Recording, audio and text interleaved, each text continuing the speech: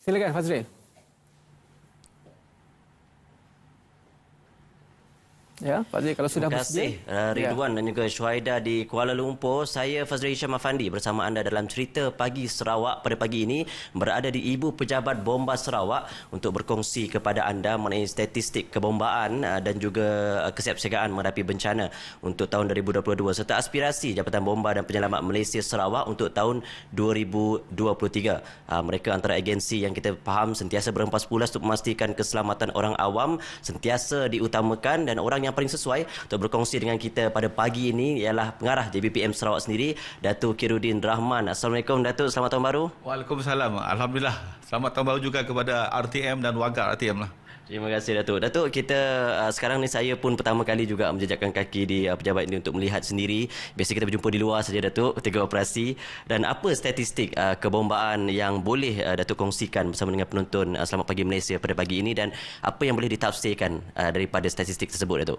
Okay, Alhamdulillah kita di perbandingan lah kita lihat kejayaan yang dicapai oleh Jabatan Bomba dan Penyelamat Negeri Sarawak lah. Dan sebelum saya mengulas lebih jauh, sebab apa yang saya nak nyatakan adalah kerjasama dan rasa bertanggungjawab masyarakat telah banyak membantu kita mengurangkan tambah kali panggilan kecemasan. Lalu panggil kecemasan di antara panggilan kebakaran dan juga penyelamatan di mana pada tahun 2021 mencatat 14,000 lebih panggilan, dan pada tahun selepas 9,000 lebih, penurunan lebih kurang 30% panggilan penyelamatan dan juga kebakaran yang berlaku di Sarawak. Dan ini dapat kita lihat bahawa masyarakat mula sedar bahawa mereka perlu ada satu tanggungjawab memberi kerjasama dan peka kepada apa juga arahan-arahan yang dikeluarkan oleh jabatan advokasi yang kita buat. Dan saya ini nak berkongsi dalam pagi ni lah, mana 4M tadi lah.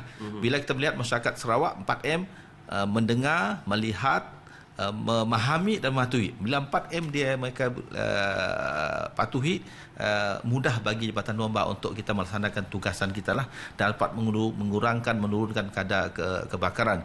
Dan kita lihat dari segi kerugian jugalah mencatatkan penurunan yang cukup ketara lah. Pada tahun 2021 18% kerugian yang terlibat dalam kebakaran, dan pada tahun lepas 2022 hanya mencatat 7%, pada penurunan daripada 18% ke 7%. Ini bukan satu angka yang cukup baik, sebab dibagi norma antarabangsa lah, bawah 10% kerugian dalam satu kebakaran. Ini bukan satu benda yang masyarakat negeri Sarawak, komuniti di Sarawak lah, memberi kerjasama yang cukup baik kepada Jabatan Bomba lah. Baik Datuk, kita juga melihat bencana-bencana yang berlaku terutama di penghujung tahun 2022, bukan saja di Sarawak malah di semenanjung Malaysia telah membuka mata orang awam tentang unit bomba, unit-unit di bawah seliaan JBPM ini, dan di antaranya ialah pasukan khas taktikal Operasi Penyelamat Malaysia ataupun STORM. Apakah sebenarnya peranan unit seperti STORM ini, dan apakah kekuatan anggotanya di Sarawak? Di Sarawak kita mempunyai lebih kurang 60 orang anggota STORM yang didedikasi mereka, maknanya diletakkan di setiap balai, dan mereka boleh digerakkan untuk negeri Sarawak lah dalam tempoh 12 jam. Sekiranya ada berlaku bencana besar yang memerlukan guna tenaga mereka lah. Tetapi dalam keseluruhan negeri Sarawak, pasukan khas kita lah, kita ada lebih kurang hampir 400 pasukan khas, yang mana mereka juga sebagai anggota bomba tetapi mempunyai latihan yang melebihi daripada kebiasaan lah.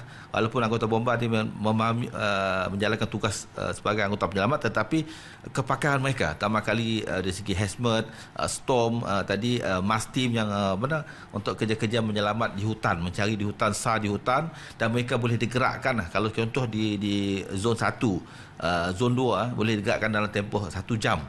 Mana mereka boleh dimobilize, dan ini bukan satu kekuatan yang mana Bomba Sarawak lah dapat memberi satu perkhidmatan yang cukup baik lah, terutama kali kepada komuniti.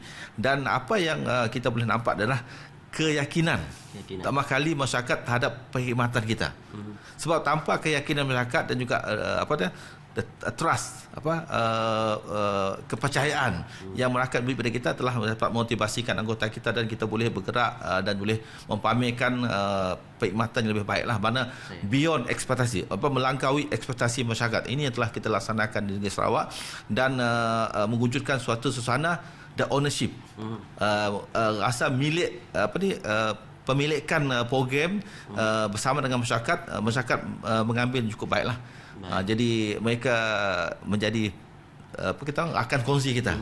Pertama kali mereka mudah mesra dengan kita dan anggota kita dilatih untuk mudah mesra dengan masyarakat. Kerana kita membantu mereka berpaksikan kepada you are my friends. Ini yang kita buat di Sarawak lah. Baik, terima kasih banyak Datuk. Nampaknya itu saja dapat kita kongsikan dalam cerita Pagi Sarawak pagi ini. Satu sinergi yang baik di antara agensi penyelamat seperti JBPM dan juga masyarakat di Sarawak. Apa agaknya topik seterusnya bersama dengan rakan-rakan kita di Kuala Lumpur? Itu saja cerita Pagi Sarawak pagi ini. Assalamualaikum. Baiklah, terima kasih banyak-banyak.